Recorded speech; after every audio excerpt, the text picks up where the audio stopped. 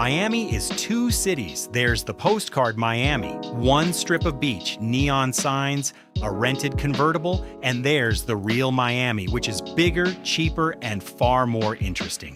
And the first-time visitor almost always spends all 4 days in the first one and never sees the second. Over the next 15 minutes, I'll tell you what things actually cost, how to get around without living in an Uber, which beach is worth it, the neighborhoods that make the trip, and a heads up about the one line at the bottom of the restaurant bill that gets every foreigner to pay 20% extra without noticing. I'll get to that one in the skip list, starting with the image that probably brought you here.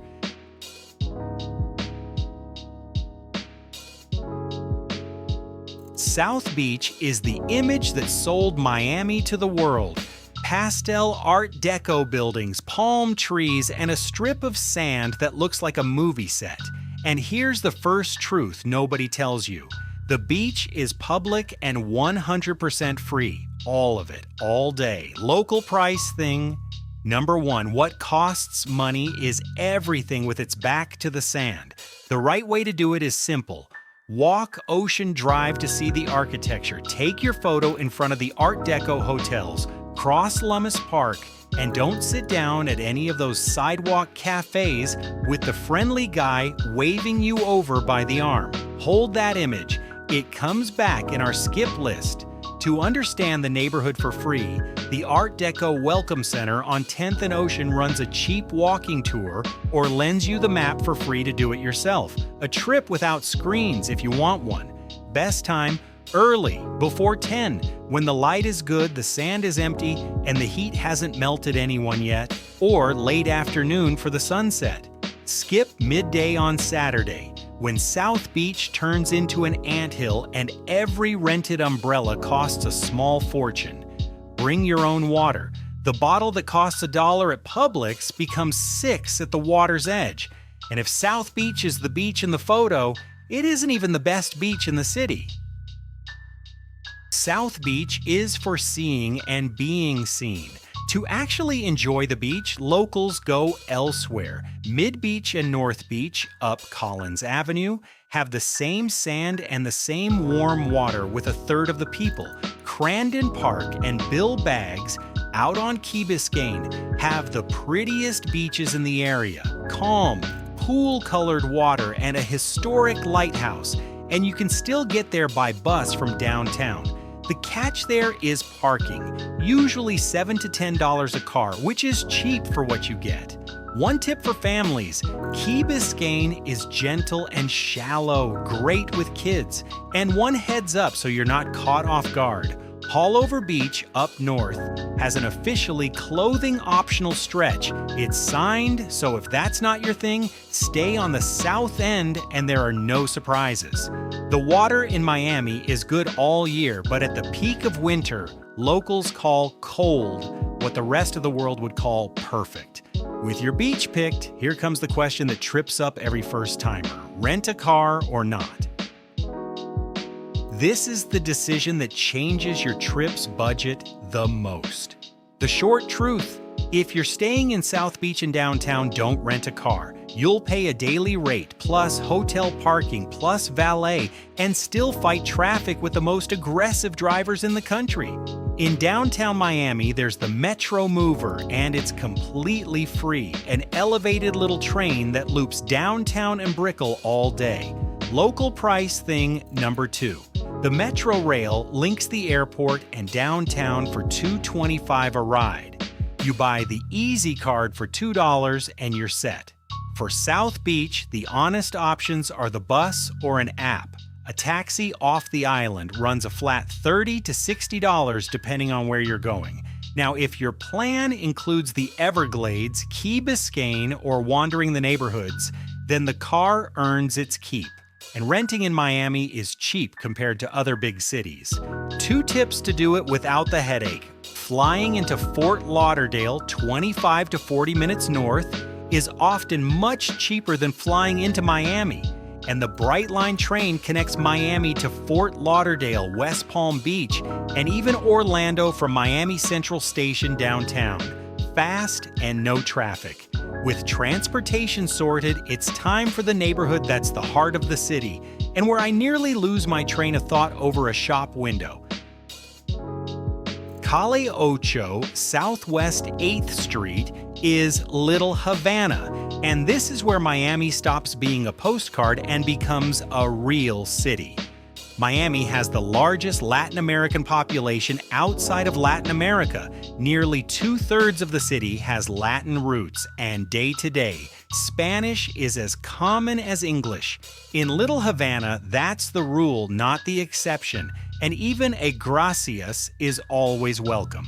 The plan here is on foot, and it's cheap. A cafecito or a cortadito from a street window, the ventanita, runs $1 to $3 and hits like a punch.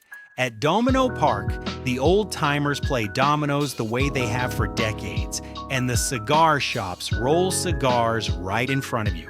A real Cuban lunch, a Cuban sandwich, ropa vieja, a box of croquetas lands around $10 to $15, and it's a lot of food. And right next to the coffee window, there's always a case of guava and cheese pastries, tres leches, and flan. Your narrator has a serious weakness for guava and cheese. It is the correct combination, and I'll defend it to anyone. And here the guava and cheese pastry is about $2 and fixes your whole afternoon. That's my excuse. If Little Havana is the city's Cuban soul, the next neighborhood is the Miami that was born yesterday and lives on social media. 10 minutes north of downtown, an old warehouse district became the most photographed neighborhood in Miami, Wynwood. Whole walls painted by artists from around the world, galleries, craft breweries, and specialty coffee on every corner. The best part for your wallet, walking the streets and seeing the street art is free. Local price thing number 3. And it makes the best photos of your trip with no ticket at all. The Wynwood Walls, the famous walled courtyard, charges admission around $12, and it's worth it if you like the history behind the murals, but the whole neighborhood around it is an open-air museum with no turnstile. Go in the late afternoon when the heat backs off and the light gets good for photos, and pair it with a local brewery. One practical heads up. Wynwood is for walking by day and early evening. Later on, take an app back instead of walking. From the artsy neighborhood to the skyline of towers that shows up in every aerial shot of Miami.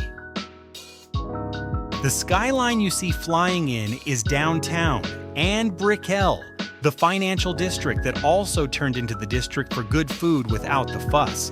Here the free Metro Mover does all the work. Hop on just to see the city from above for free, local price thing number 4, and get off at Bayside Marketplace on the water to catch a bay cruise and see the mansions on the islands. Brickell has the best dining strip in the city outside the beach hotels. Peruvian, Japanese, and creative Latin American cooking, often at half what the same food costs on Ocean Drive. And I don't just mean the savings, it's genuinely delicious. And one bit of calendar timing that lands right about now. In August and September, Miami Spice runs when dozens of expensive restaurants do a fixed price set menu. It's the season to eat well and spend little. From the modern center to its exact opposite, an early 1900s Italian villa hidden on the edge of the bay. A few minutes south of downtown on the edge of Biscayne Bay, there's a 1916 Italian villa with marble gardens, fountains, and a stone pier over the water, Vizcaya Museum and Gardens. It's the most beautiful lease party Miami thing in the city, and it's the reason half of Miami's Instagram has a photo of an old staircase. Admission is around $25. You can get there by Metro Rail, and the secret is to go right at opening on a weekday, before the midday heat and before the tour groups and quinceañera photo shoots pack the gardens. Set aside about 2 hours, half in the house, half in the gardens down to the pier. Bring water and a hat because shade there is scarce, and the Florida sun does not forgive. From old world elegance to the most laid-back neighborhood in the city, the side of Miami nobody posts, but everybody likes. South of Brickell on the coast is Coconut Grove, the oldest neighborhood in Miami and the calmest. Tree-lined streets, sidewalk cafes, a marina full of sailboats, and a mood that's more neighborhood than nightclub. It's the perfect antidote when you've had enough neon. Walk in the shade, have a slow lunch, catch a sunset on the bay. The little center, Coco Walk, has the restaurants and shops. The waterfront has free public parks with postcard views. Local price thing number 5. It's also the most family-friendly part and the best for travelers who move slowly. If you're around just after Christmas, the neighborhood throws the King Mango Strut, a tongue-in-cheek street parade that mocks the year's news. Pure local flavor. A good meal in the Grove costs a lot less than on the beach, and the pace is a different thing entirely. Now, the part that probably tipped your decision to come to Miami, the nightlife. Miami is a world capital of nightlife, and you can live that beautifully without burning your whole trip on one night. First, understand how it works. The South Beach clubs have a doorman, a dress code, and the famous velvet rope, and the cover can run up to $20 cash only. Golden rule of the neighborhood: never argue with the doorman and show up earlier when it's easier to get in and cheaper. The classic trap that empties a credit card in one blink is the bottle service table. The table minimum starts in the hundreds of dollars. That's fun for people who came for exactly that, not an obligation. First tip here: start the night at a rooftop bar or a neighborhood spot. Wear a mojito or a Cuba Libre. The house drinks in Miami go for a normal price and leave the expensive club for later if you still want it. And one detail that stings: avoid the ATM inside the club, which charges up to $7 a withdrawal. If you actually want to dance, look for the salsa and Latin music spots off Ocean Drive. That's where the locals go. It's cheaper and it's more fun. Before you lock in your plan, the moment of truth, the skip list. Save at least one day for what's around Miami, because this is where Florida becomes unforgettable. To the west, the Everglades, one of the largest national parks in the country, put you feet from a wild alligator on an airboat ride. The tours leave about an hour from downtown and generally run $30 to $45. To the south begins the road to the Florida Keys, the only highway that cuts across the sea all the way to Key West, about 3 hours by car, and the drive itself is the attraction. And if you just want more beach and less city, Fort Lauderdale is 30 minutes north by train. Pick one, don't try to do all three. Miami rewards the traveler who takes it slow. And now, as promised, the things Miami gets every tourist to pay for that you're going to skip, including the line on the bill we opened at the very start. And finally, but not least, the skip list. First, the loop we opened, the bill at the sidewalk restaurants on Ocean Drive. A lot of them automatically add an 18 to 20% service charge at the bottom, and then leave the tip line blank, hoping the foreigner pays twice. Add small portions and ocean view pricing to that. Read the entire bill before you sign, and eat one block inland, where the same dish costs half. Second, the photographers, parrots, and costumed characters who show up for a photo on Ocean Drive. The photo comes with a loud demand for money at the end. If you don't want to pay, don't stop.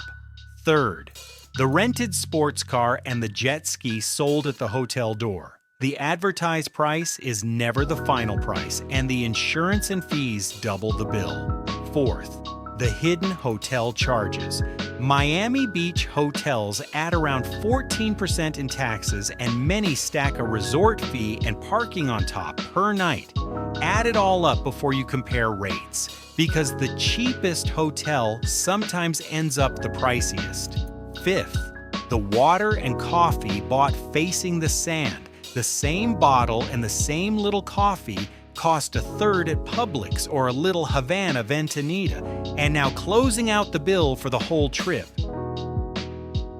The realistic plan: 4 days, 2 people, flights not included, a hotel off Ocean Drive with the fees counted, the free Metro mover plus an app, the public beaches, Little Havana, Wynwood, Vizcaya, 1 night starting on a rooftop, and 1 day in the Everglades, in the range of $1,400 to $2,200. And the counter that ran through this video: 5 things free or nearly free, some of the best in the city. Best time to come: November through April, when the heat and humidity ease off and the city is perfect.